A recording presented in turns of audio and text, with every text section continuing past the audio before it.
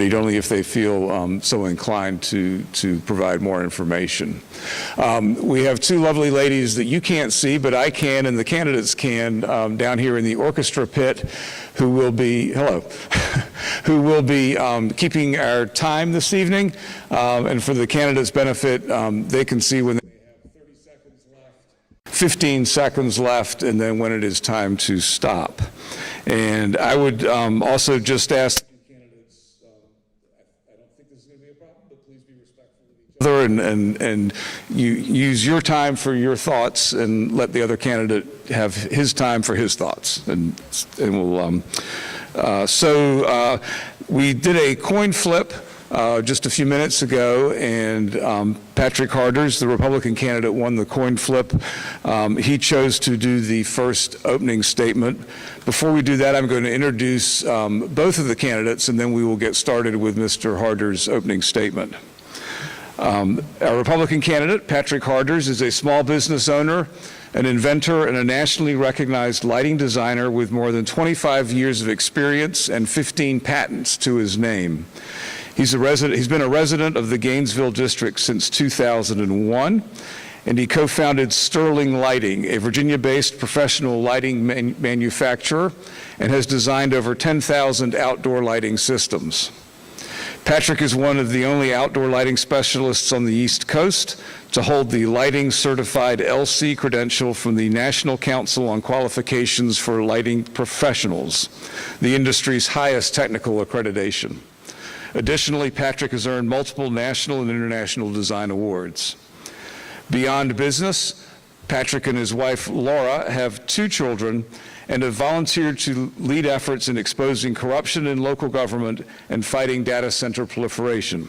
Patrick has founded 2 orphanages in India, funded 2 orphanages in India, and contributed pro bono lighting for the Willing Warriors retreat at Bull Run, which serves wounded veterans. Our Democratic candidate is George Stewart.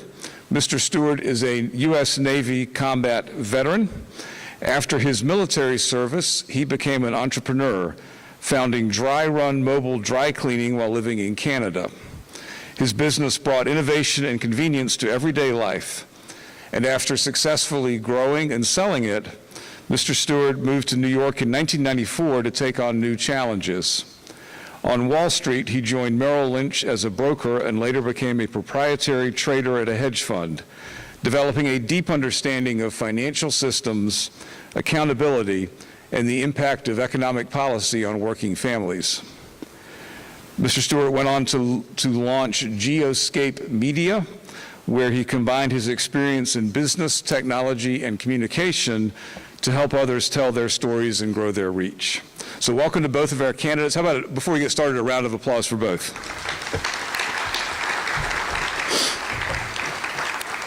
And with that, we will, if our timekeepers are ready, they are, we will get started. And Mr. Harders, you have the first opening statement for 2 minutes.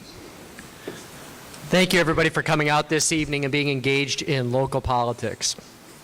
This election is the most important election that I believe we have ever seen in the Gainesville District. In the next 2 to 4 years, we are going to see changes in the Gainesville District that could forever change the landscape, the look, and forever change our community. You see, in 2020, Ann Wheeler and her board attacked the Gainesville District. We had really no representation at the time. And foundational principles that we had of protecting the Royal Crescent, because it protected our water features, protected our drinking water, and also protected for smart growth, were destroyed. The Digital Gateway came through, which was the world's largest data center, and the proliferation of the Bi-County Parkway and intense housing development all was put on the market. It was the true biggest challenge we've ever faced. This was the most challenging thing, and we've gone against Disney, we've gone against many different items. I've been very involved in this fight. I've lived in this community for 24 years. I lived in Manassas, first off of Rebel Walk Drive, first off of Coverstone, and then off of Rebel Walk Drive. 16 years I spent in that community. My wife and I bought a farmhouse over by Manassas Battlefield, and when this started to happen, I saw the attacks coming in, and I fought off these attacks. My wife and I joined in with our community, and our community stood strong. I believe I've earned my community's trust. We had really no representation until Bob Weir came in, and we lost Bob Weir. Now, someone needed to step forward during this critical time. But it's more than just saying no to data centers, it's saying yes to a vision. Yes to actually finally protecting forever the rural crescent, protecting us from sprawl, both of residential sprawl and of industrial sprawl, and also to have a vision to reinvest in our communities. Thank you, Mr. Harders. Mr. Stewart, 2 minutes for your opening statement. Good evening, everybody. So, this is the most important election. This moment will never come again, especially for what this country is dealing with at the moment. Before I get started, I want to thank Gainesville High School. I want to thank the League of 100 and the Council of 100 and the League of Women Voters for hosting this event. So, why am I running? Well, I've been attending the Board of County Supervisor meetings for over the past year, and the direction that the county is going in, there's a push and pull. There are some bad things that have happened under the former leadership of the Board of County Supervisors, and we have to right the ship. The crushing and overwhelming weight of data centers that are already here and those that are on the books that are coming, and having us as the residents pay for their energy, not just financially, but also in our way of life, doesn't work. I'm running to restore common sense local governance. After the last election, I felt, to be honest, disempowered. I had a meeting with Tim Kaine, who told me, he said, listen, go run. The great thing about living in Virginia is that you get to run for something every year. Go put your name on the ballot and run for something. Have your voice be heard and go represent constituency. And that's what I'm doing here, right? We do need to preserve the rural crescent, and we do need to preserve our way of life here in Gainesville, and I hope to be able to earn your vote. All right. Thank you, Mr. Stewart. So under the guidelines, we're going to alternate with the first question. We'll go to Mr. Stewart first. You will have 2 minutes to respond, and then Mr. Harders will have 2 minutes to respond, and then we'll do the 30-second rebuttals if either of you would like to do that. The first question, Mr. Stewart, and again, these questions were developed by the Committee of 100 Questions Committee.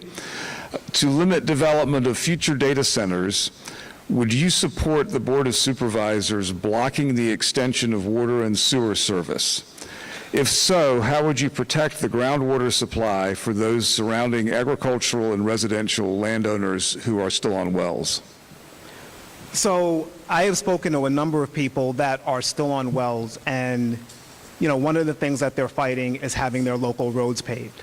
I got an education about wells where I grew up. We don't have wells, so I grew up in New York City.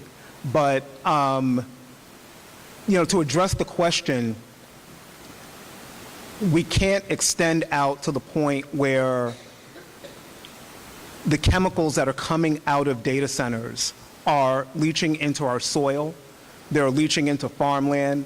We supply the Occoquan. We supply the drinking water from 3 different tributaries to the Occoquan. We can't have that water poisoned. We are lacking the proper legislation. We are lacking the proper oversight to make sure that all of our water sources are protected. Right now, what needs to be done is on the local level, we need to work with our leaders in Richmond to ensure that we have proper oversight. The EPA is being gutted, and right now, DC doesn't care about us. And we need to take the time to make sure we're putting in place proper legislation, number one. Number two, because it's not just data centers, it's other places as well. But number two is also to just no to data centers. And the data centers that already exist, we need oversight. They're lacking oversight. Yep. Okay. Thank you.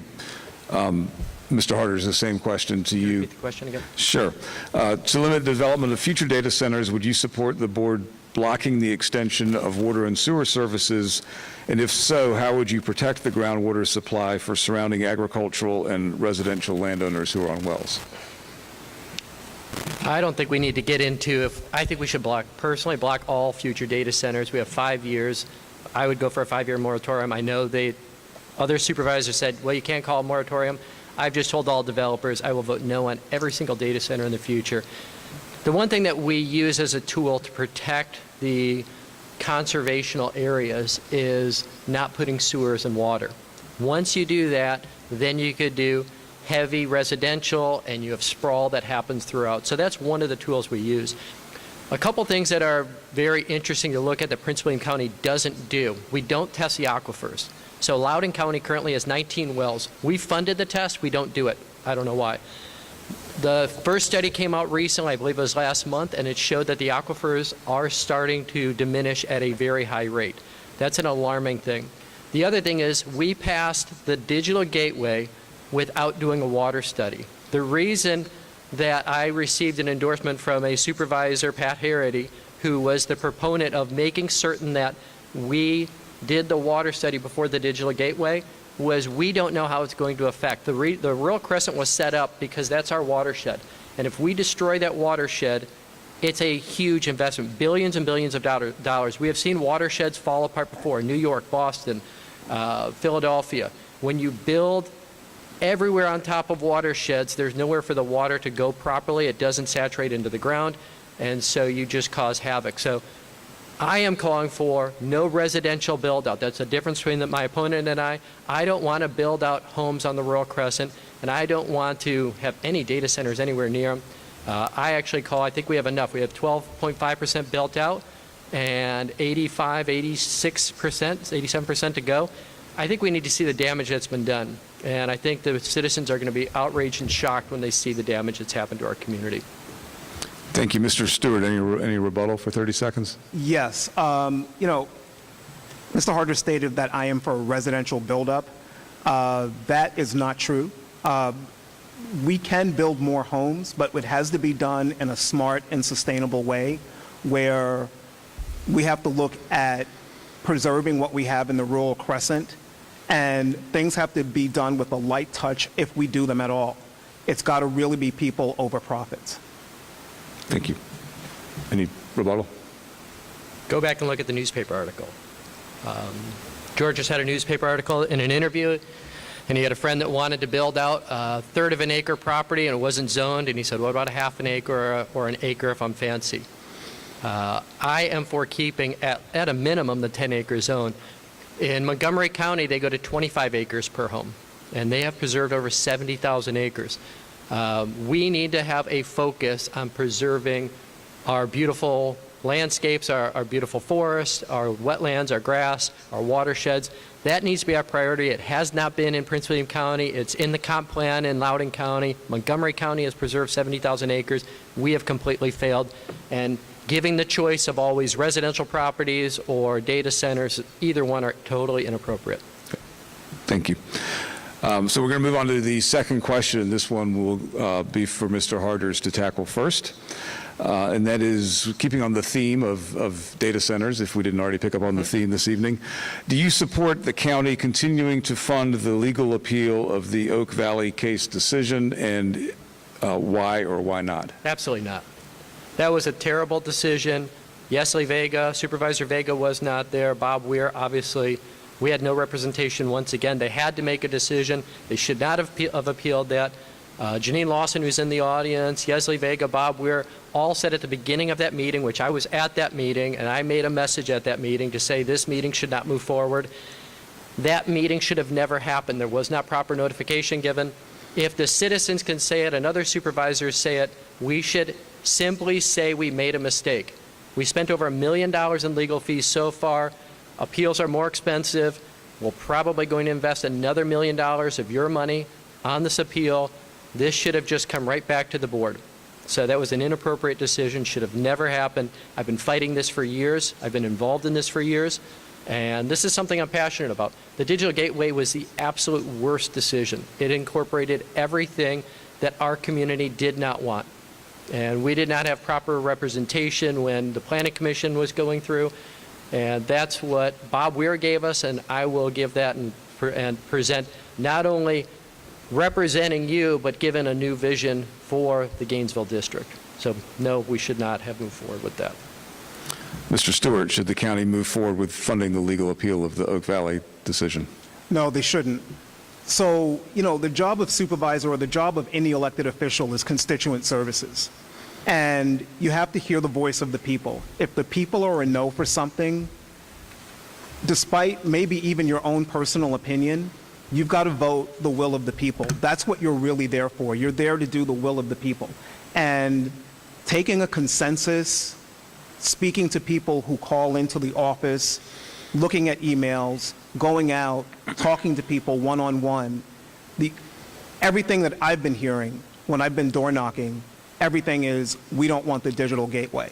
Fine. Then what there is to do as supervisor is to fight it tooth, nail, and everything else. It's all about constituent services. And what there is to do is to take the advice of that great philosopher from the 1980s that told my generation to just say no.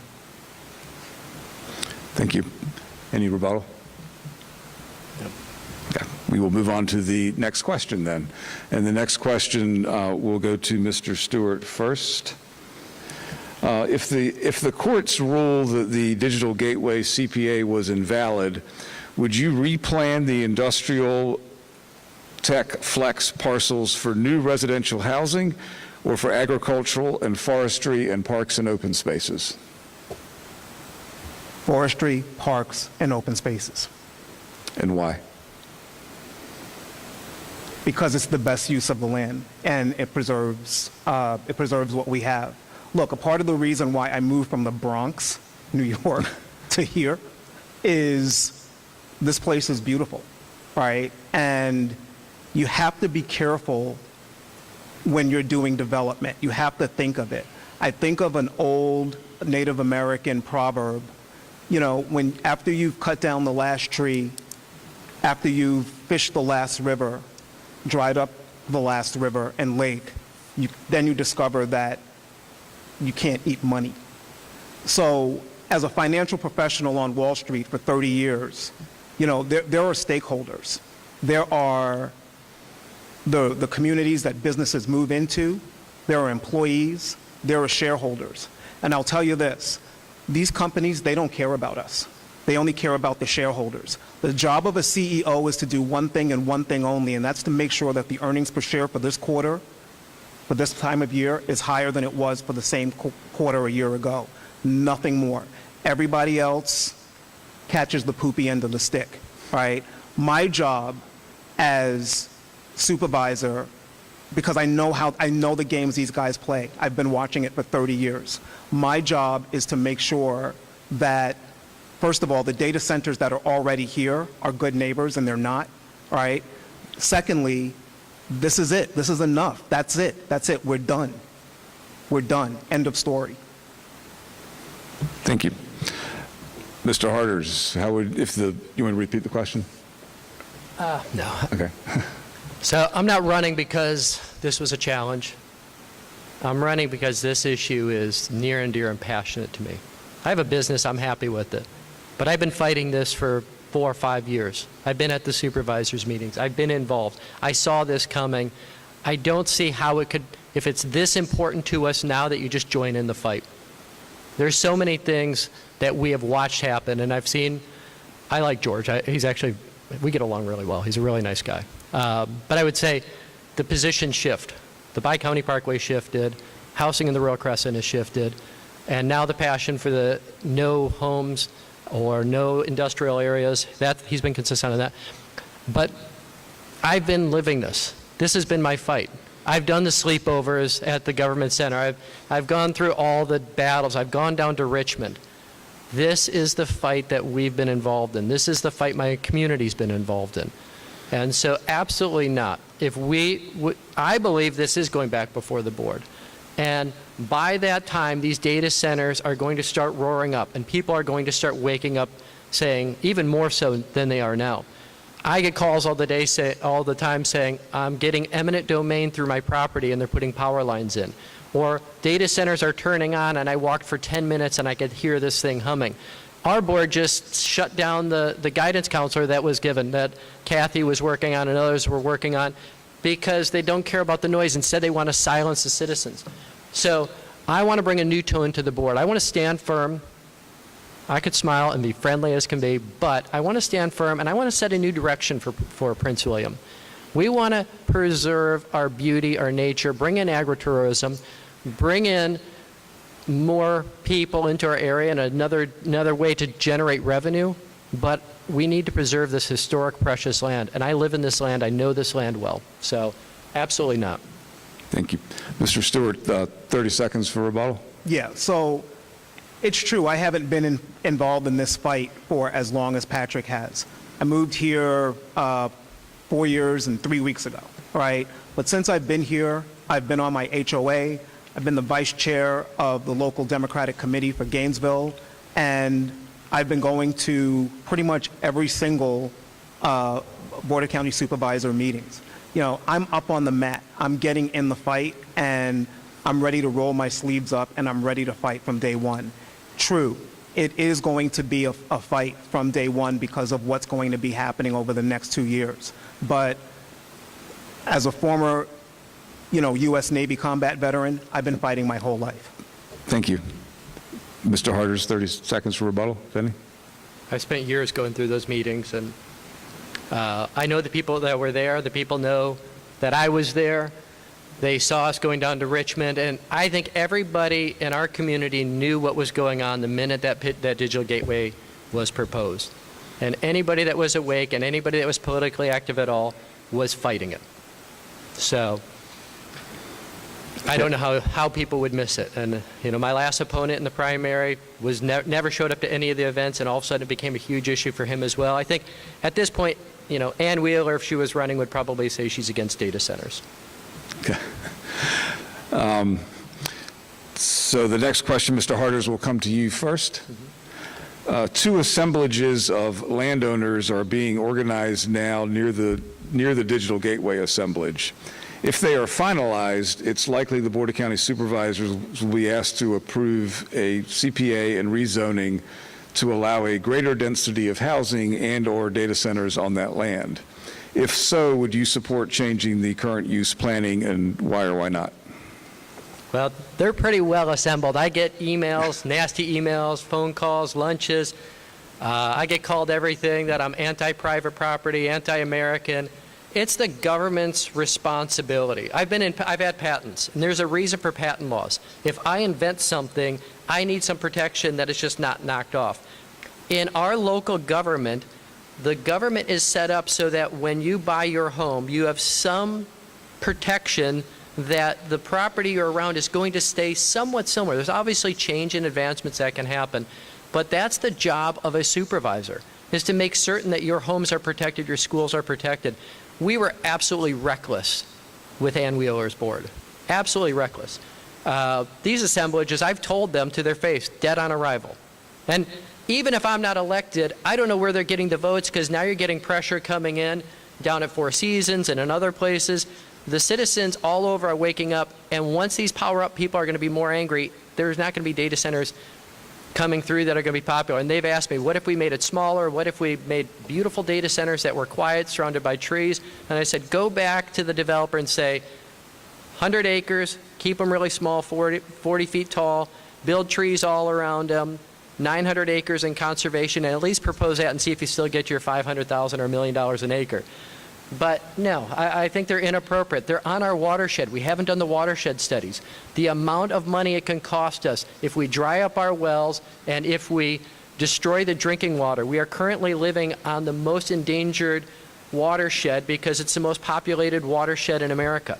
This is something that I'm a conservative. I shouldn't be the one telling others to say, why aren't you paying attention? So the amount of money this will cost us is insane. The amount of money that New York had to pay when they destroyed their drinking water is insane. So we need to be good stewards of our land, and that is terrible use of our land.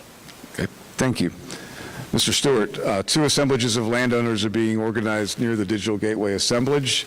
If they move forward, it's likely the board will be asked to approve a CPA and rezoning to allow either a greater density housing or data centers. If so, would you support changing the current land use planning, and why or why not? Well, first of all, I guess I'm not the only one getting an earful from people from Pageland Lane. So, no, I wouldn't support that. People are free to do with their property like as they see fit, but we have to think about consequences, right? It's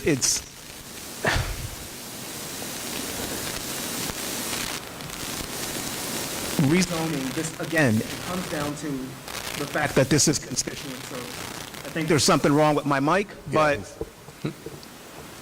Can we pause it for a minute? Battery change.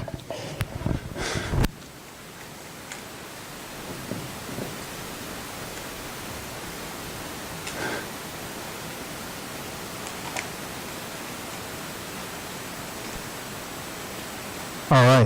There we go. Thank you, sir.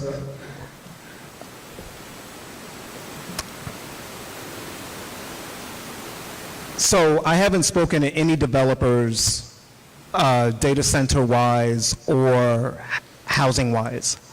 I have seen a couple, I've spoken to them in passing, hey, how's it going, blah, blah, blah, whatever, right? And I know some of the things, I've spoken to them, I'm like, listen, some of the things that you want to do to my community, to my neighbor's community, I get it. It's all about the money, right? But that's not allowed here. We're not going to have it. The people don't want it, and you need to go somewhere else with it. It's a very simple thing. If the constituents don't want it, I hate to sound like a broken record, but if the constituents don't want it, that's what this is. Last time I checked, we're still in a democracy, and it's about we the people. And if we the people don't want it, then we the elected need to represent those interests, period. Okay. Thank you. And thanks for sticking through the interruption there. You want to do a 30-second rebuttal? No, I'll just say real quick, but this has been one of the most challenging things in my campaign, both in the last election and the primary. The biggest turnout was Pageland Lane, was Saunders Lane, was Aldi Lane. They've all been against me because they know exactly where they stand and they know what they're going to get. I've had close friends, and I have good friends, and they're good people. And I feel bad about the contracts that some people are in. And I've talked to some people about how to get out of these contracts and what I can do, but there's not much, it's a private contract. But I'd be very careful as anybody entering into these contracts. I think they're very dangerous. Oh, ran out of time. Yeah, that's good. Thank you.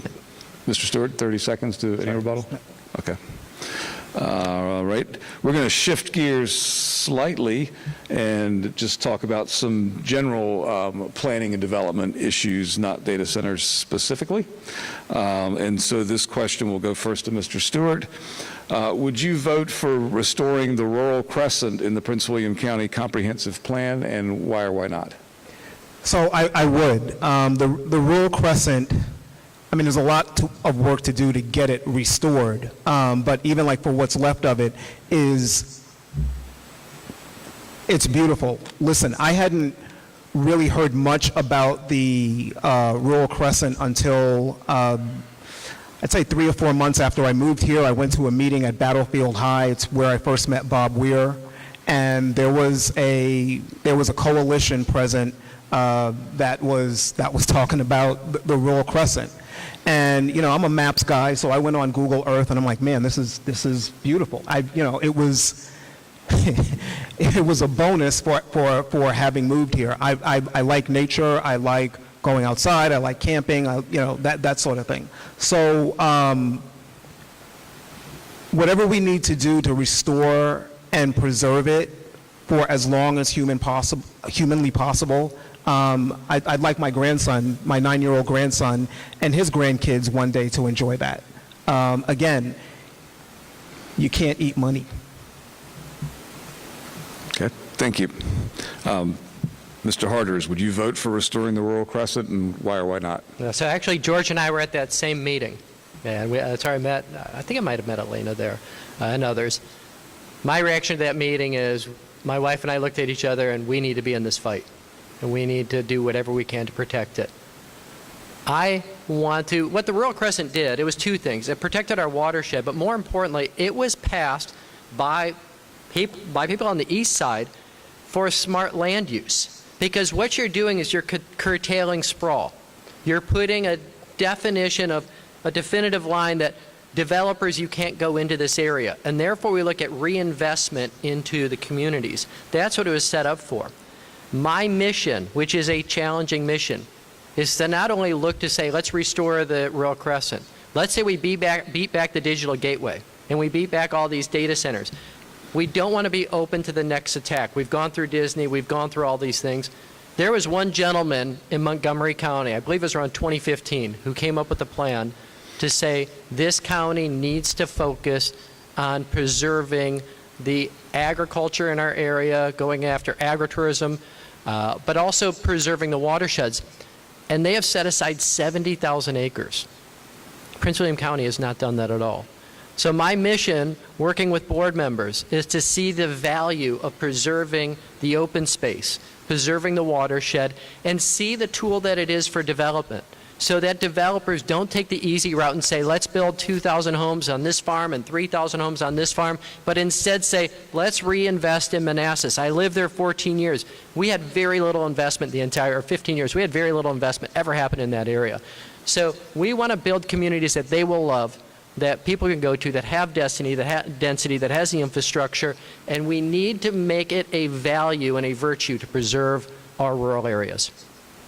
Thank you. Mr. Stewart, any rebuttal? Yeah, I just say, look, growth is inevitable, but it needs to happen where we already have roads and the infrastructure to make it happen. You know, the developers call it lost revenue, but unchecked sprawl ends up costing taxpayers more money than what it's called. I know they're licking their lips, they're looking at this land like a fat kid at the front of a bakery looking at cupcakes, right? I get it, they want it, but not here. Thank you. Any rebuttal? I just say it's a shifting policy. I like George, and I think he's a very nice guy. But he did an interview opening the Bi-County Parkway, which we all know the fight that was. Now we have the next one that was taking apart the 10-acre designation, which was a designation that people fought so hard for.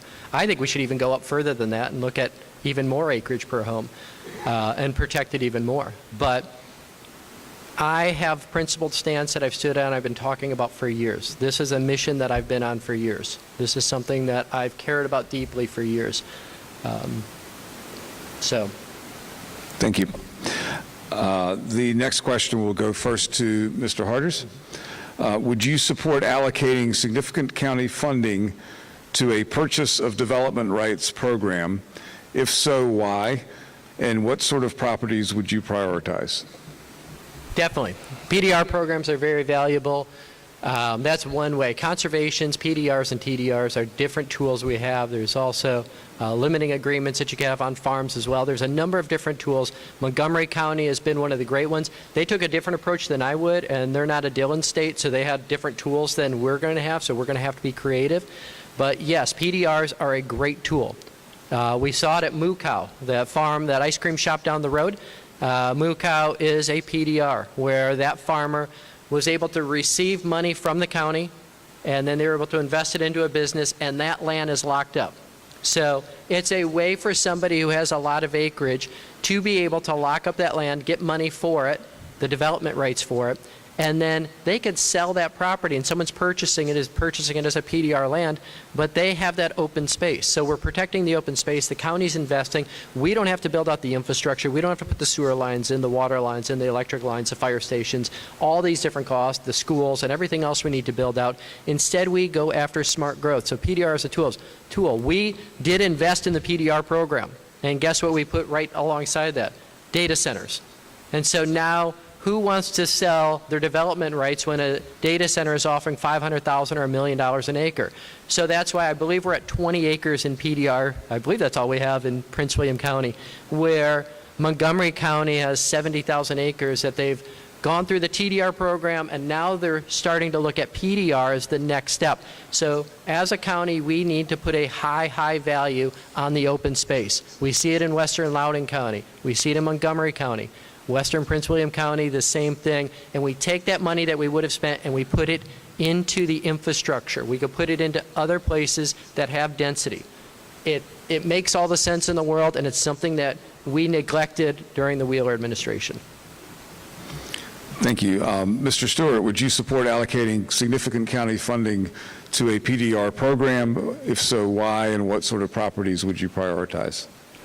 Yes, I would, and the type of properties that I would prioritize is in more dense areas. You know, there's a spot that I have my eye on for just to the, as you're looking at the Manassas Mall, just to the right side of it, mixed-use development, where you could have retail that makes sense along with housing and also office space. I was just in talking to some folks, well, a lot of folks that I have door knocked with. I got sent over to the Sully complex over by Dulles Airport. Very small footprint, 2 4-story office buildings.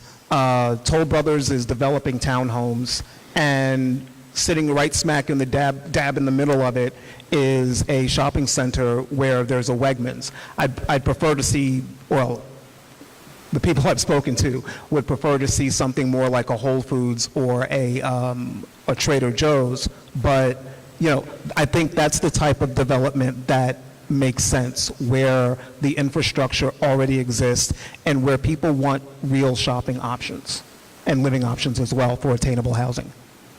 Okay, thank you. Mr. Harders, any rebuttal? So the purchasement development right is used to preserve agricultural lands. And so it's not about the development in other areas. So I would like to put as much into preserving the agricultural lands. And what it is, it's when somebody's selling their development rights. So you have 20 acres, 200 acres, 500 acres. You sell the right to develop your land to the county, and that locks in your land. So it's a very simple concept. It's a great program. It's worked in many other areas, and I think it's something that we should truly implement. Mr. Stewart, any rebuttal? Aware of that. Yeah. Okay, thank you. Let me sort through the next stack of questions here. We're going to move on to transportation issues, and this question will go to Mr. Stewart first. Mr. Stewart, how would you improve transportation in the Gainesville District? So, yeah, and I want to address something inside of this where Mr. Harders talked about me and the Bi-County Parkway.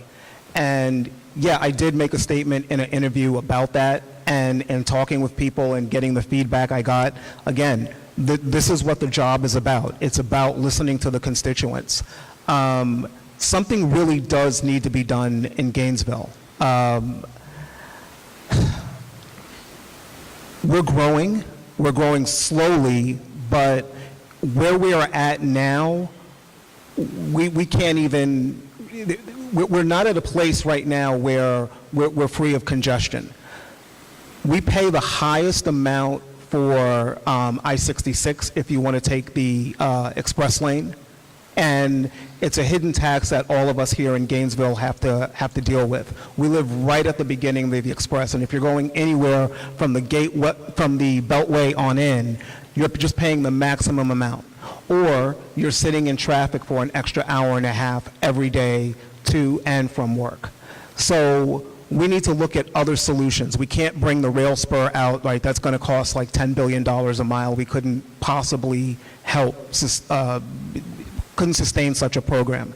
But we need to look at expanding VRE and OmniRide, especially doing like on-demand OmniRide out of the same depot that serves Manassas. We see that it can work there. We have to also implement that on this side so that it works for Gainesville as well. Thank you. Mr. Harders, how would you improve transportation in the Gainesville District? Well, there's a number of things to look at. We continue to just have sprawl. So we have had sprawl for years and years, and we keep putting more and more housing going further and further out on roads that aren't appropriate. We have projects on Cat Harpin Road, and people want to keep adding on, and they're small roads they're not designed for. There's also traffic congestion in the Manassas area. I lived in Manassas. It took me 45 minutes to come from about where Costco's at to 60 to 66. There's congestion just about everywhere. Our answer has been continued sprawl, and that's been a terrible solution. What we want to do is we want to put development where there's already some infrastructure so that there's transportation, rather than bringing VRE out further, rather than bringing mass transit out, or building affordable housing out where there's nowhere for people to go. We want to build walking communities. So I sat down with a group of 10 developers. I circled the map and said, I don't want any projects in this area. It was around the Rural Crescent. We then went into where I would want to see development. And they asked me roads like, what about Ashton? I said, I live next to Ashton, know it well. What about this road? And I said, yeah, we would meet with the community. We would look at the area, but the traffic has to be alleviated as well as part of it. Traffic studies have to be done. So often we're building without considering traffic. We're not considering what the impact is going to be on the schools. And that's how we got this school. So we see things like that happening. So yes, we have to work on our traffic situations, but we're always challenged if we build road for developers, which has been a saying in our group for 20, 30 years, it causes issues. So we have to lock the land down. We have to find ways to protect the land so that when we build out a road, we don't have every developer all over the place salivating at the opportunity to put the next housing development, the next shopping center, and creating sprawl throughout our entire county. Thank you. Mr. Stewart, 30 seconds for rebuttal. So, some of the other things that can be done in real time, we can sync signals at places where congestion already occurs. We can get VDOT to prioritize east-west travel throughout the county. And we still have to look at constructing mixed-use places where people can work and live. If somebody doesn't have to go to the Beltway and they can work locally, that would also help ease congestion as well. Okay, thank you. Mr. Harders, any rebuttal? I'd just say, the comment on, living here for this long, it wasn't a consensus needed. Everybody knows that if we did the Bi-County Parkway, that's going to quadruple traffic and open up 95 to our corridor. That's why even out east, they're opposed to the Bi-County Parkway or attaching that on. So we have to be very wise and have great understanding and not learn on the job, but actually have been involved. And it's not a criticism or a pick on anybody. I'm just saying these decisions are very difficult, and we have to have a lot of knowledge on what to do because there's a lot of effects that happen. Thank you. The next question will go to you, Mr. Harders, first. The mobility chapter of the comprehensive plan includes a proposal to extend the Metro Rail Orange Line to Gainesville. Do you think this is realistic and should stay in the plan? If so, how would you propose that Prince William County provide its share of funding? I don't think it's realistic. I don't think right now it is. One thing that I would argue about the plan has 693,000 citizens by 2040. So I sat down with a number of developers and I said, how are we getting to this? How did they come up with this? They said, the numbers are always right. And I said, well, we're the first five years correct. We had 3% growth. I worry, and I think we have to keep an eye on our population to make sure we didn't overestimate that. We have an aging population and baby boomers. We have millennials that aren't having children at the same rate. There's government workers. This has been a bad month to pick and see what's going on because of all this stuff going on federally. So there's a lot of uncertainty on what's going to happen on the population, and to just assume that we're going to grow at the same rate from 2025 to 2040 as we did from 2000 to 2020, it's high speculation, and I'd be very cautious on that.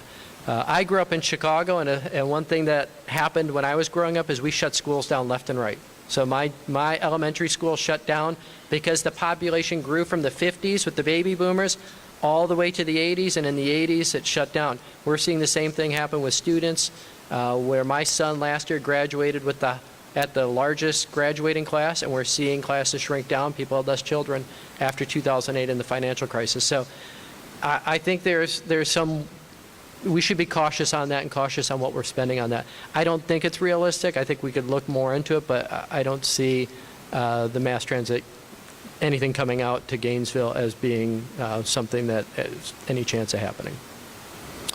Okay, thank you, Mr. Harders. Mr. Stewart, the mobility chapter of the comprehensive plan includes a proposal to extend Metro Rail to Gainesville. I think you referred to that earlier. Do you think this is realistic and should stay in the plan?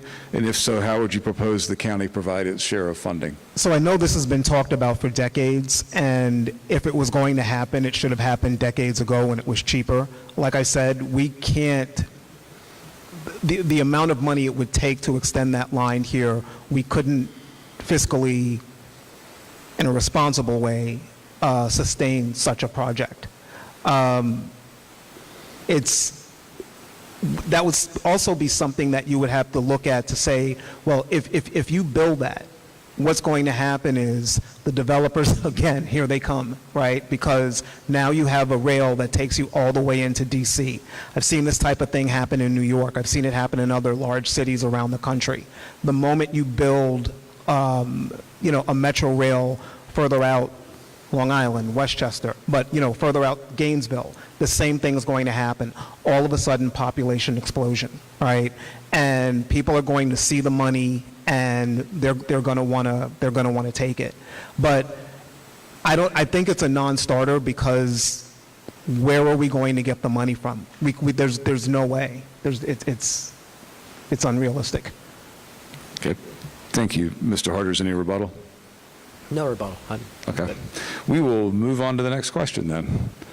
And this question will go to Mr. Stewart first. And we're shifting to the topic of affordable housing.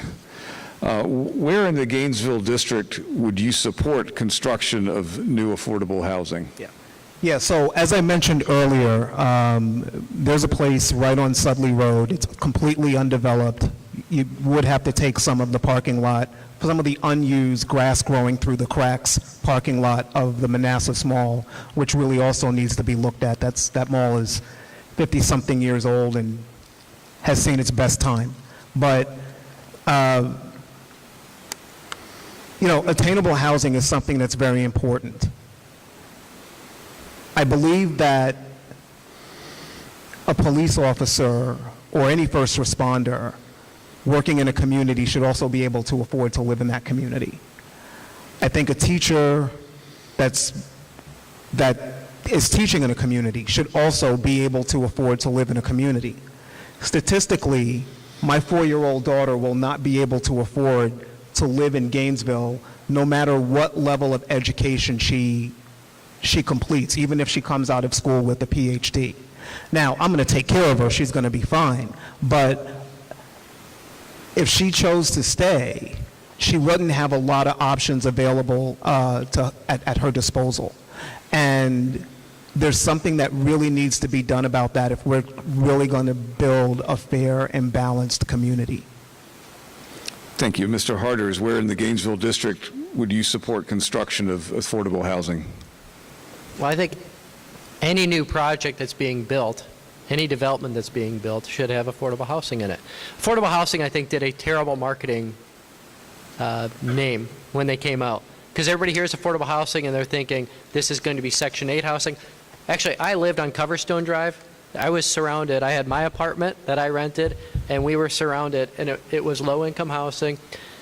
It was a great community. We loved it, and it's still a great community, except for they opened up the construction traffic going through it now, which I'll work to shut down. But I think anywhere that we're doing new development, we should look for affordable housing. Affordable housing is housing that we're just looking for ways that people can afford. The salaries are higher than what most people think, and I think that was a struggle Laura and I had when we first got married. We found affordable housing in Manassas. We bought a townhouse. And the other thing that nobody gives credit to is coming out in the country a little bit. We bought an old, dilapidated farmhouse, and I'll be transparent as possible. It was like $360,000 is what we paid for it. It took a lot of elbow grease to get it up to where we wanted it.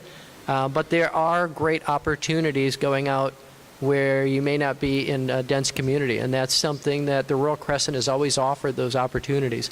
But I think any development that's being built out there should have affordable housing as a percentage of what's being built. And I think there are a lot of opportunities for redevelopment in Manassas. There are my townhome community that I was in is about 45 years old, but there's some that are about 60 years old at this point, 50 to 60 years old. And some communities that we could look at reinvestment, to have developers come in. If their option is that they can't go into the farms and do the easy thing and they have to do the hard thing of redevelopment, we could see that an affordable housing could be built into each one of those. Thank you. Mr. Stewart, any additional? Yeah, I'd thoughts? just like to add that Supervisor Franklin and her, what she got passed that has developers for housing, they have to set aside 10% for attainable housing. I think that's smart. I think that is something that maybe needs to be expanded, especially, for young folks like coming out of college and for our first responders and veterans. Okay, thank you. Mr. Harder, any? No rebuttal. Okay. We will move on to the next question. That goes to Mr. Harder's first. We're moving on to the topic of taxes and county finances. How can the current county property tax rate be lowered? That's something that's really important. Our property taxes are high. We've gotten these data centers in, and the only thing that we've gotten is loud, obnoxious buildings, eminent domain, and higher energy costs. So at some point, there should be an advantage that the citizens get. There should be some benefit to us. I know in other counties, down in South Carolina, there's a county that property taxes are almost nothing because they have so much tourism, and they offset the property taxes that way. We should have some benefits here, and as we see revenue go up, that's one thing. I think the other thing is, we always look on the administrative side of things and where there can be efficiency. If there's more admirals and ships, there's a problem. And that's what I've found in business is we see inefficiencies in business. And so we look at that. But I think it has to be a concerted effort from our government that, we are asking you for your hard-earned money. And that should be something that we treasure and something that, we need money as a community to pay for schools, to pay for police, to pay for fire, to pay for roads, to pay for a nice community we want. But we must be good stewards of that. And we must be very diligent with where we get that money. So being fiscally responsible is something that, Bob Weir was a great example of that. And I will follow his protocol, and I'll follow him as much as possible and look to see how we could give money back. And I think it especially hurts people as they're on fixed income and the retirees as their money continues to go up, as the bills keep going up, the property taxes keep going up, but their income is set. So it's something that we need to address as a county. Thank you. Mr. Stewart, how can current property tax rate be lowered? So it's a bit of a shell game. They play games with the multiple, but also increase the valuation. And so what comes out of the bottom line is more money every year, all right? But yet we have these data centers that were initially promised to us to lower everything, right? And it's not happening. Promises aren't being kept, and nobody's holding their elected officials accountable. That's number one. So it just has to be said, like somebody up on the dais has to say it, like, hey, like this is kind of a shell game.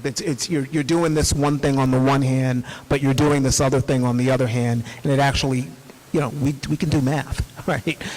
It actually increases the rate of our property taxes. The other part is, just I want to address that, funding schools. I'm the only person up here that wants to keep the revenue sharing agreement that we have in place. To cut that to schools would be devastating. But we'll probably get into that when we talk about schools. But I'm the only one that wants to keep that in place. But it has to be done responsibly. What we need to do is raise the property taxes on the existing data centers and lower them for residents. That's what was promised to us, and now we have to make sure that happens. Thank you, Mr. Harders. Rebuttal? This is one thing that I spoke about 2022, 2023 to the board, and what we did, which made no sense as a business person, is we came in with a 67% tax rate less than Loudoun County when Loudoun County was slowing down their data center. It was Bob Weir and Janine Lawson and others that fought to get it from $1.65 to $2.05 to $2.65, $2.75, and finally to get it to about within 10 cents of Loudoun County. That was a fight that we should have never had. We should have actually been more than Loudoun County because they weren't building anymore and the data centers wanted it. It's a rounding error to them. The revenue sharing program, we'll talk about that. I just think we're the only county that does it, and it's a little bit dated, but I am fully going to fund our schools. That's not a problem at all. I don't have an issue with that. He keeps on saying that, but it's just we're the only county that does the revenue sharing program. It works out great. When we signed it up in the 90s, when you have revenue coming in and growth coming in at a pretty steady rate, when you have unusual things like data centers that bring in a lot more money, I think you look at the revenue sharing program just to make sure that it's up to date and that it's not a dated method. So I think it's just having an open mind on how we're distributing the revenue that we get. But I really want to fully fund the schools. We need the best schools in the country. Mr. Stewart, 30 seconds for rebuttal. Right. Well, it's been said that, again, as Patrick likes me, I love Patrick, right? When this is all done, no matter who wins, I hope we can go have a drink. Schools right now, due to the revenue sharing agreement, we have risen to like number 14 in the state. I spoke to Superintendent McDade yesterday, and she said that any cut, even slight, would be devastating.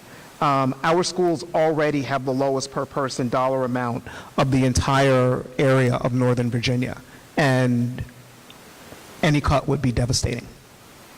We have to stay fully funded. We're at 14 now, and if we cut it, I think my opponent should let parents know where he would like schools to fall back down to from 14. Okay, thank you. Can I rebut? We've done rebuttals back and forth, sorry. Mr. Stewart, the next question comes to you. Staying on the topic of taxes, and this has been referred to, but what tax rate would you support on data centers, and how would you allocate the generated revenue?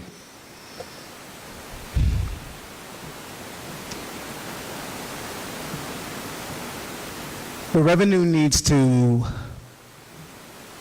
as far as a specific number, I don't have a specific number, but what I will say is that revenue needs to go to several places. Number one, schools. Number two, infrastructure. Number three, to support our first responders. And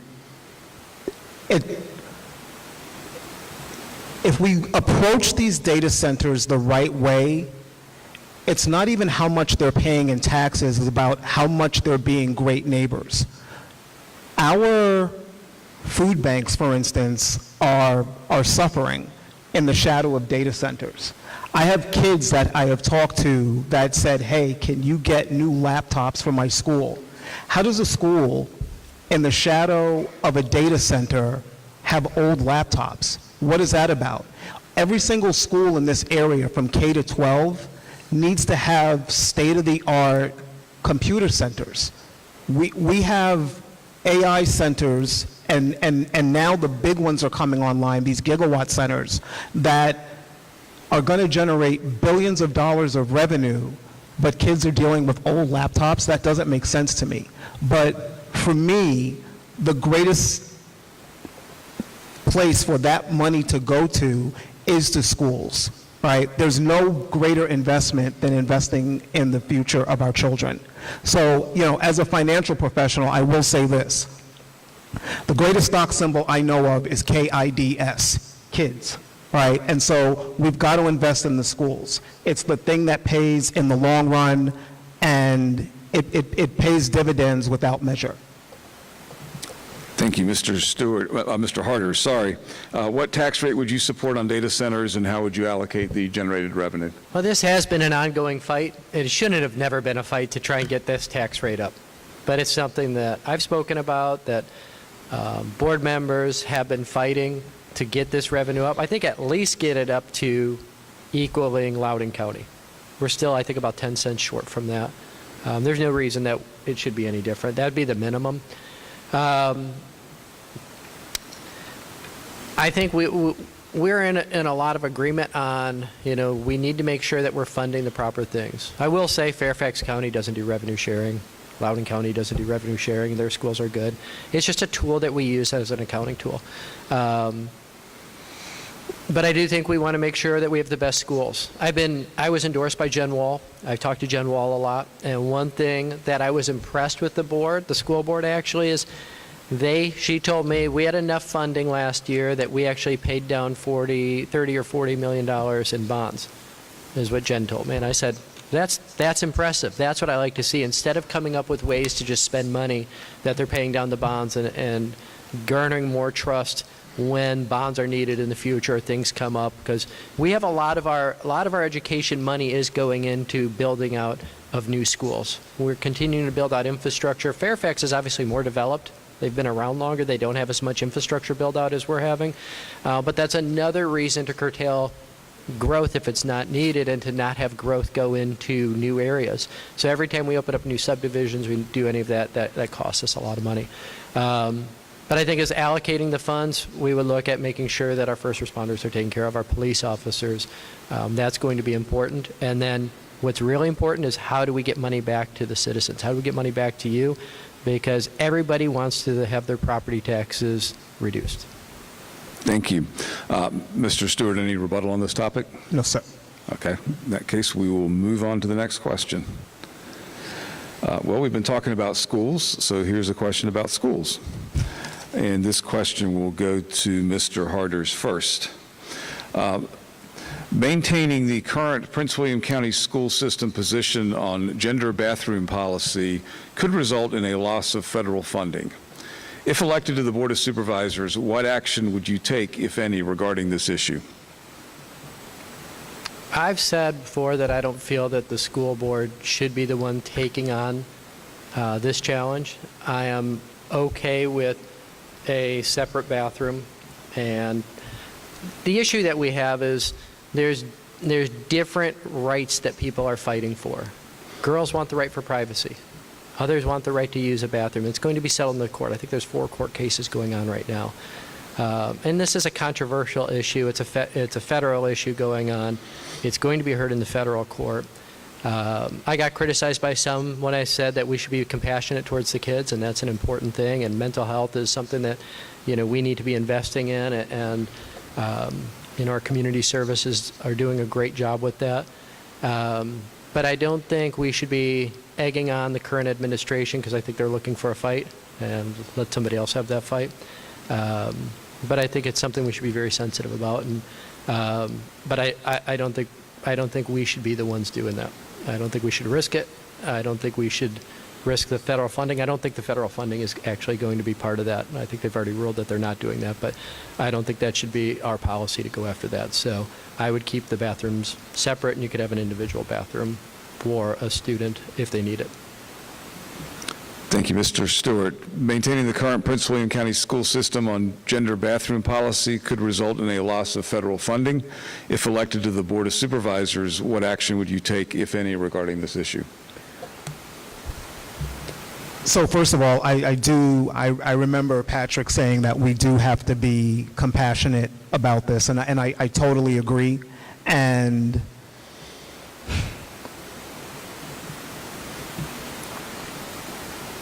if we have the will to do something about it, I mean, it's not really under the purview, right, of the Board of Supervisors, but what I'd really love to see are, gender-neutral bathrooms, or bathrooms that can fit the needs of the students that are in the school, right? It's not a matter of if we should do something about it. It's whether or not we have the will to do something about it. I think people's bias comes up inside of this, and I think that for far too long, members of the LGBTQ plus community have been vilified around a lot of social issues, and it's not right. You know, the impetus being that somehow somebody in that community is somehow predatory to our children. But if we want to solve this issue and solve it once and for all, gender-neutral bathrooms to me seem to be the best start, especially if it's a bathroom where, you know, the stall is closed off and there's a communal sink. And this way, you know, somebody could use the bathroom, you know, of their choice where they're going to feel comfortable. Thank you. Mr. Harders, any rebuttal? Okay. We will move on to the next topic in the second page of my score sheet here. So this question will go to Mr. Stewart first, sort of on the similar vein of national issues affecting us here in Prince William County. Would you support having Prince William County reinstate a 287G agreement with the U.S. Immigration and Customs Enforcement and notify the federal agency when the jail is about to release people who are subject to an ICE detainee, even those who have not committed a felony? No. Why or why not? To do so would be purposely targeting someone based on their background, which I'm fundamentally opposed to doing. It's not right. It's not who we are as a country. It's biased. It's bigoted. Okay. Mr. Harders, would you support reinstating the 287G agreement? This was a big fight that happened at our board. I believe it was 2020. You know, I think we opened up the border security at a very high level, and we do have dangerous criminals. I met with the police force, and I was told, like, there was a week that somebody in another country had an issue, and they had a week of shootings here, all in Manassas. And so there is a real danger out there. There are criminals out there. I'd have to look more about opening it up or not opening it up. I know Janine Lawson stood firm on it, and other supervisors were against it. And, you know, we just had a tragedy with one of our supervisors. And so there is a real danger to the community. And I want to make sure that that's not blanketing everybody and saying everything and at all. I have a lot of friends and work with a lot of people, but I do think when we have criminals, somebody who's engaged in criminal activity that are here illegally, that is something that we should be, you know, working with the law enforcement to make sure that they're not part of the community. And I think that's an important stance, that we do whatever we can to we want a safe, harmonious community. We want people that are here. We don't want gangs. We don't want trouble. I do believe in law and order, and I think that's an important thing that we would look at. So I'd have to look about opening that up, but it is something that when we have somebody that's committing crime after crime after crime in the area, that we are, you know, notifying the authorities and working with the authorities. Thank you. Mr. Stewart, rebuttal? None. Okay. Moving on to just a couple of more general questions, and this will go to Mr. Harders first. What do you like most, and what do you like least about Gainesville, and how would you specifically improve the area?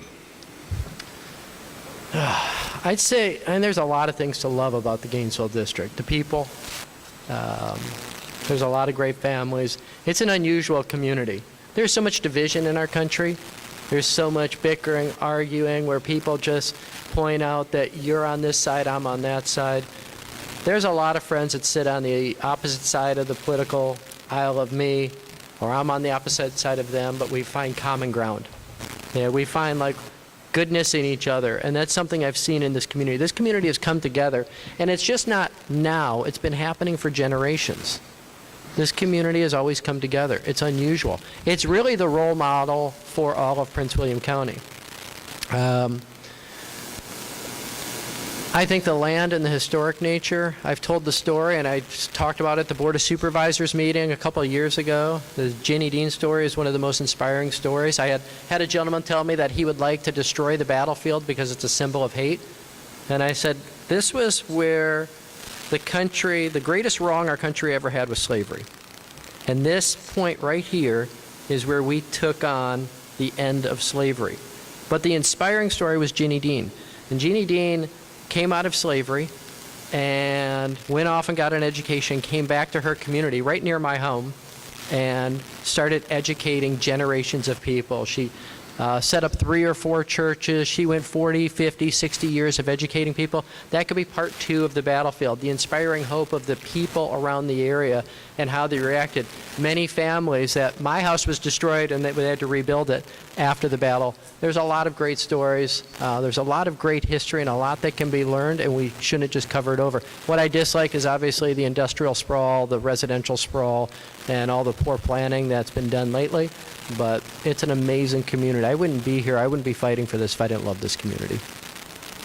Thank you, Mr. Stewart. What do you like most, and what do you like least about Gainesville, and what would you do specifically to improve it?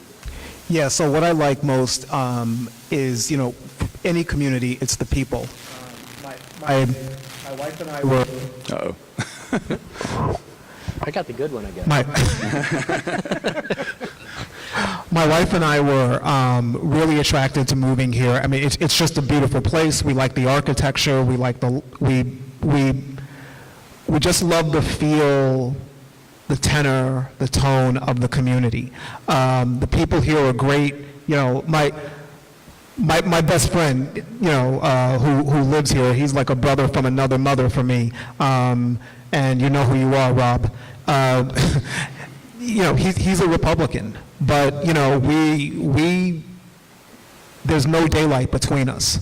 And one of the things two things I don't like about Gainesville. Number one is the fact that we have to pay so much money for 66 or sit in a parking lot. And the other thing are the unchecked proliferation of data centers.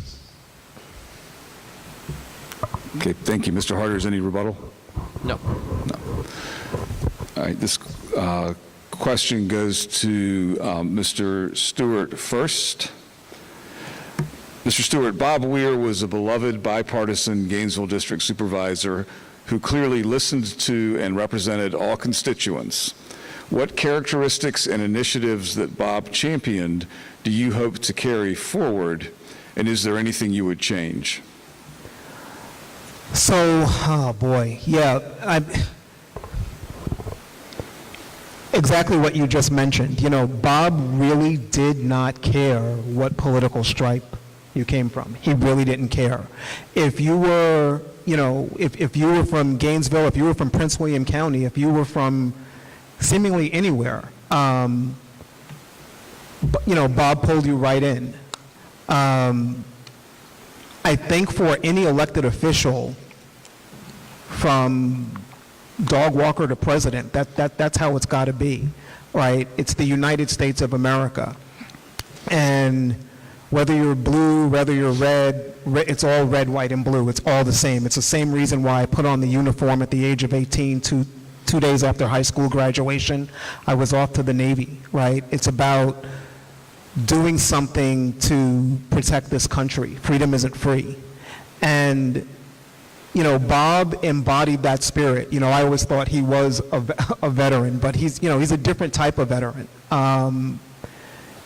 He's just, and I'm not talking about him in the past sense, because as we talk about him, we automatically invoke his spirit. So he's here with us.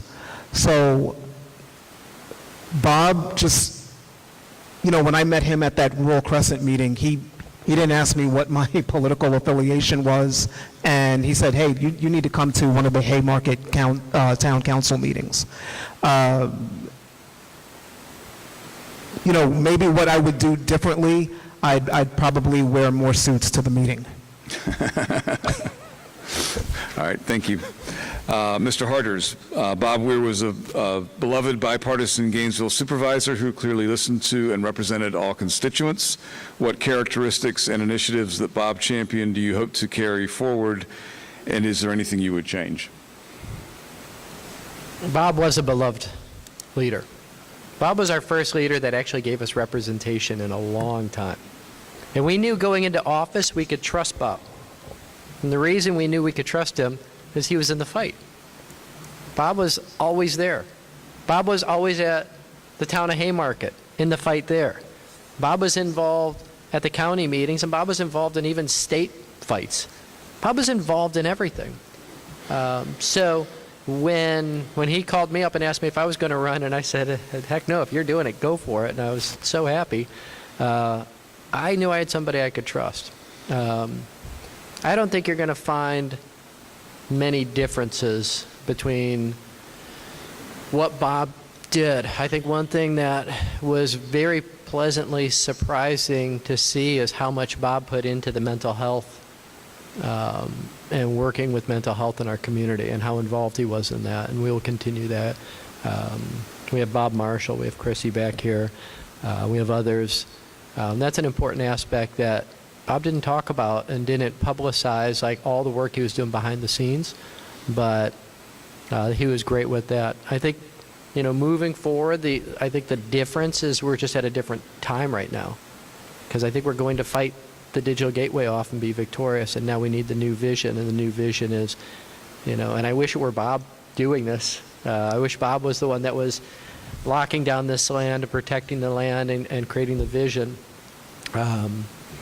But, you know, that's the next phase of this fight, and next person up. But, yeah, Bob was beloved by so many, and, you know, a true friend and somebody that, you know, really, I said, first personal politician that I just trusted 100%. And so that says a lot. So, yeah, he was loved. Thank you. Mr. Stewart, any rebuttal? No. Okay. That concludes the questions that we had from the Committee of 100, the Questions Committee. I'm going to exercise my moderator's prerogative and ask one additional question. I was going to ask each of you to say something nice about each other, but you've already done that, so thank you, and thank you for your civility up here this evening. It's been a pleasure moderating. I do have one final question. Say something mean about each other? Yeah, say something mean about there you go. I do have one final question, which is, and this will address to Mr. Harders first, and that is the current board under the leadership of Chair Jefferson has been in office for nearly 2 years now. On a scale of A to F, what grade would you give them and why?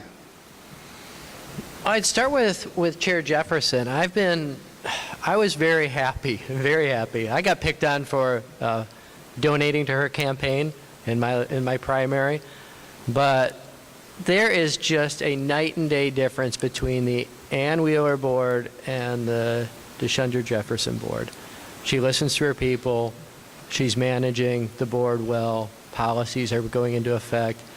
The fact that she's in a lawsuit, and just to talk about this for a second, angers me so much. I spoke to her right afterwards, and I said, this is despicable that you're doing your job. You know, the people of Gainesville have your back. I have your back. We should have the freedom to say how we're going to vote, to say our policy. If this lawsuit actually went through, it would change politics forever. We wouldn't be able to talk.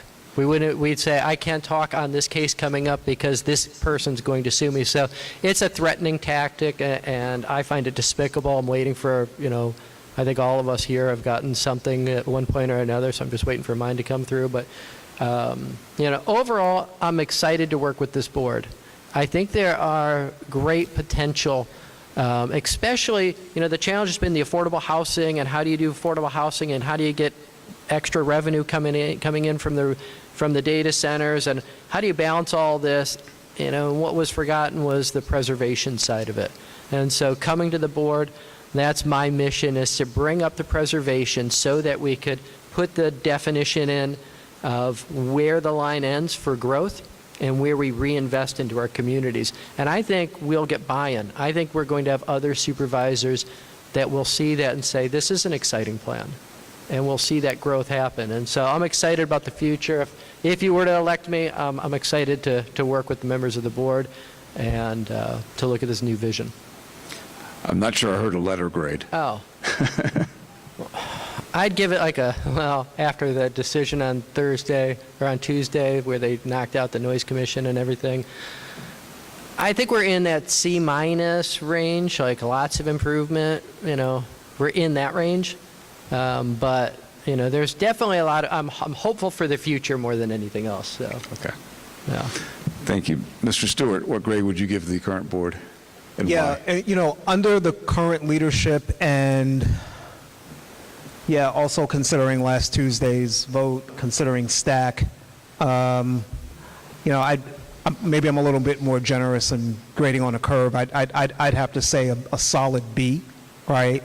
I think there are some realizations that are starting to happen amongst the board when it comes to realizing that they have to take an off-ramp when it comes to data centers and get back to old-fashioned community building. That makes sense. But I'm probably a little bit more generous. Yeah, I'd give a solid B, maybe a B plus. Somewhere between a B and a B plus. Yeah. Okay, thank you. Mr. Harders, any rebuttal? I think that's really high. I thought I was being nice at a C-. But from where we were 2 years ago to where we're at now, that was great to see the Bristow campus to finally, I was so nervous on that. I'm like, wait, we don't have, we don't have Yesley here, we don't have Bob here. Like, you guys should hold off on this, wait till I could come in. But, I was very nervous on that, but that passed and that was good, and that's a new sign and new hope, and I think we're going to be making progress. But I think a B is really high. Mr. Stewart, anything else? It's real high. 30. Yep. Okay. We will move forward now to closing statements. Each candidate will have 2 minutes to make his closing statement, and we will start with Mr. Stewart. So, and one of the developers I spoke to, he said, you seem very much opposed to growth. And I will say this, my campaign is not about opposing growth. My campaign is about how we grow and how we do that in a responsible and transparent manner together. I have been serving every community that I live in since I was knee-high to a grasshopper. I was raised in a civically involved household, and being involved civically is just in my blood. I think now it's time for all of us to step up into something that maybe is a little higher than we've ever done before and make ourselves a little uncomfortable, to push back against the forces that would have this place no longer be a democracy. So when we talk about liberty and justice for all, as we opened up this meeting with, liberty is the ability to do what you want to do as long as it doesn't impede somebody else's ability to do what they want to do. And that's alive and well here in Gainesville. That's alive and well in this community, and I think it's something that needs to be preserved and protected. I put on the uniform at the age of 18, 2 days after high school graduation, and I have been fighting ever since. And I'm somebody that realizes that freedom isn't free. I hope I earn your trust in these coming days and these coming weeks, and I hope I earn your vote. Either way, do vote. There's nothing more American than voting. It's the most important way to have your voices be heard. Thank you. Thank you, Mr. Stewart. Mr. Harders, 2 minutes for your closing statement. Thank you. George hit on a great point. This comes down to the most essential question. Who do you trust? If you've ever been at a board meeting and you spend 12 hours, 16 hours, 24 hours and your local leader betrays your trust. They tell you one thing and do something different. It happens all the time in Prince William County. I don't think any county was betrayed more than the Gainesville District. Our trust was totally betrayed. I stood firm against that. That was somebody in my own party. I think it's more important to have integrity than to stand behind my Republican name. I went after my politician that betrayed our trust. We also went after Ann Wheeler and tried to get her recalled. But we trusted Bob because he was in the fight. We knew what he was going to do. He spoke, he fought, his actions were behind him. And so I ask you again, who do you trust? When you're a supervisor, there's going to be a lot of times where you're alone, where you're sitting in a meeting. I had 10 different developers all sit in a room with me. And they start grilling me, and they start giving me compliments and everything else.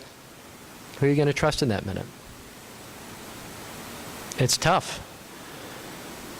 When the board is meeting, you're behind chambers, and someone comes alongside you and says, I know all those campaign promises were great, but this is the way things really are. Who do you trust? We trusted Bob. I would not be running if I didn't believe in this, if this wasn't near and dear to my heart. I will not let you down.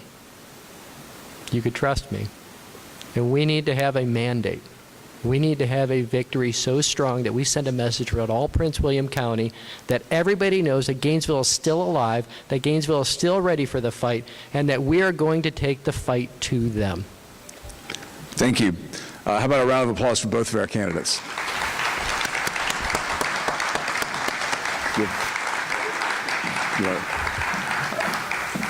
Thank you again, and I'll bring Lynn Forkel-Green back up here. Thank you, everyone. On behalf of Prince William Committee of 100, I want to thank both of our candidates, Mr. Harder and Mr. Stewart, for taking the time to share their vision and ideas with our community tonight. We appreciate your willingness to engage in a thoughtful and respectful conversation about the issues that matter most to the people of Prince William County and especially the Gainesville District. A heartfelt thank you as well to our moderator, Mr. Bruce Potter, publisher of Inside Nova and CEO of Rappahannock Media, for guiding tonight's discussion with fairness, insight, and professionalism. We're also very grateful to ABC News 7 for their interest in this local race and for helping bring our residents' concerns to a broader audience. Thank you so much. I want to take a moment to recognize our Prince William Committee Questions Committee for their hard work in preparing thoughtful and balanced questions for tonight's forum. Your efforts ensure we had an informed and productive conversation. Thank you for the time and care you put into the event. I'd also like to thank our partners at the League of Women Voters of Prince William and Fauquier County, as well as my colleagues at the Committee of 100. As many of you know, we're a nonpartisan, nonprofit civic organization dedicated to bringing information and constructive dialogue to the communities of Manassas City, Manassas Park, and Prince William County. Please follow us on Facebook and LinkedIn and consider joining us. We'd love to have you. A special thank you to Gainesville High School, I'm so sorry, for your hospitality and flexibility in hosting us this evening. We truly appreciate your support in making this important conversation possible. At this time, I would just like to say thank you all to both those here and online watching for joining us tonight and for staying engaged in our community. Thank you so much. This will conclude our event. Thank you. Thank you. Hey, good job.